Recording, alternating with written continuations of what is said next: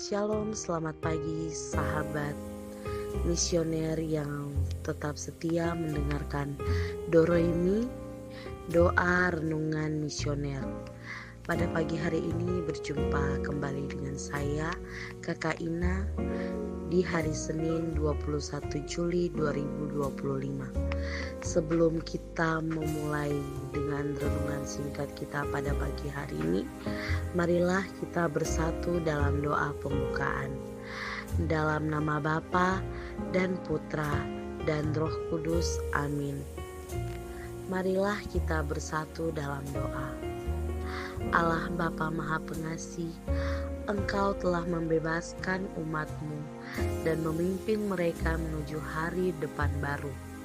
Kami mohon Kau tunjukkan jalan menuju kehidupan dan kebebasan dengan perantaraan Yesus Kristus Putra-Mu yang menjadi harapan dan kebebasan kami, sebab Dialah Tuhan dan pengantara kami. Amin. Bacaan Injil hari ini diambil dari Injil Matius pasal 12 ayat 38 sampai 42. Tuhan bersamamu dan bersama rohmu. Inilah Injil Yesus Kristus menurut karangan Santo Matius. Dimuliakanlah Tuhan. Sekali peristiwa, beberapa ahli Taurat dan guru orang Farisi berkata kepada Yesus, "Guru, kami ingin melihat suatu tanda daripadamu." Jawab Yesus kepada mereka, "Angkatan yang jahat dan tidak setia ini menuntut suatu tanda, tetapi kepada mereka tidak akan diberikan tanda selain tanda Nabi Yunus. Sebab seperti Yunus tinggal di dalam perut ikan selama 3 hari 3 malam, demikian pula Anak Manusia akan tinggal di dalam rahim bumi 3 hari 3 malam.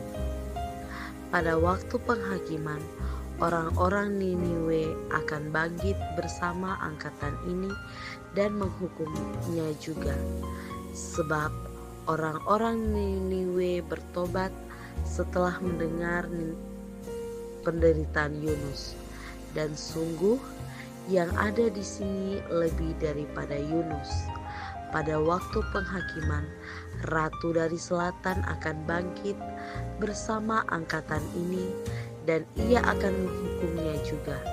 Sebab ratu itu datang dari ujung bumi untuk mendengar hikmat Salomo, dan sungguh yang ada di sini lebih daripada Salomo."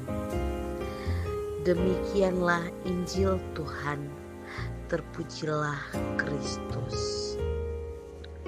Saudara-saudariku, pencinta Doroimi, pernahkah kalian menuntut tanda dari Tuhan? Tidak jarang umat beriman meminta dan menuntut tanda nyata dari Tuhan terjadi atas diri mereka berdasarkan segala keutamaan Tuhan. Kita pun sebagai umat beriman percaya akan keutamaan Tuhan. Dia maha baik, Dia penuh kasih, maha rahim, penolong, dan mampu melakukan segala sesuatu yang bagi manusia tidak mungkin, tetapi bagi Dia itu mungkin. Keyakinan ini yang menggerakkan orang-orang untuk selalu minta tanda nyata dari Tuhan atas semua keyakinan tersebut. Mereka menuntut tanda nyata dan langsung melalui doa-doa mereka, keaktifan mereka di gereja, dan berbagai tugas pelayanan melalui novena dan doa-doa devosional yang lain. Dan jawab Yesus atas tuntutan tanda itu kiranya sama dengan yang diberikan kepada orang-orang Farisi dan ahli Taurat. Katanya, "Kalian tidak akan diberi tanda kecuali tanda Nabi Yunus." Nah, Sahabat Doremi yang terkasih, tanda Nabi Yunus itu seperti apa? Tanda Yunus adalah tanda untuk memahami pesan Yesus dan identitasnya. Sebagaimana Yunus berada di dalam perut ikan besar selama 3 hari 3 malam, begitu juga Yesus akan berada di dalam kubur selama 3 hari 3 malam sebelum ia dibangkitkan. Bagi kita, tanda ini menjadi inti dari iman kita, menjadi tanda definitif yang diberikan oleh Allah yang mengungkapkan kemenangannya atas dosa dan kematian. Oleh karena itu, saudara-saudariku, sahabat pencinta Doremi, firman Tuhan hari ini mengundang kita untuk melampaui keinginan dangkal akan bukti-bukti luar biasa yang sering kita minta dari Tuhan. Sebaliknya, kita dipanggil untuk mengakui kekuatan Kristus yang selalu hadir dan transformatif dalam hidup kita. Apakah kita seperti orang-orang yang terus-menerus mencari tanda eksternal, ataukah kita terbuka terhadap tanda Yunus, Kristus yang bangkit, yang telah memberikan bukti tertinggi dari kasih dan kuasa Allah? Maka mari kita semakin mendengarkan hikmat Kristus dan membiarkan kehadirannya mengubah hati kita, agar kita tidak jatuh dalam kebinasaan, tetapi senantiasa memperoleh rahmat dan keselamatan daripadanya. Semoga demikian. Amin. Marilah kita bersatu dalam doa anak misioner Indonesia. Tuhan Yesus, Engkau diutus Bapa menjadi berkat bagi dunia dan menjadi juru selamat bagi manusia.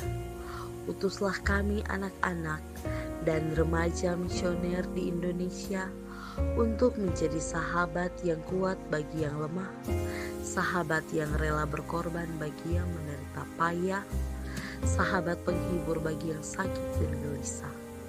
Tuhan Yesus, kami pun ingin menjadi utusan-utusan kecil-Mu, teman setia bagi yang tersingkir dan terlantarkan, teman bicara bagi yang kesepian dan terlupakan, sobat yang gembira bagi yang sedih dan susah, sobat penuh penghargaan bagi yang tidak dicintai. Tuhan Yesus, utuslah kami dengan bantuan Roh Kudus-Mu menjadi garam dan ragi yang baik, menjadi terang dan obor cemerlang, membawa kegembiraan dan pengharapan. Tuhan Yesus, kuduskanlah badanku dan kuduskanlah jiwaku.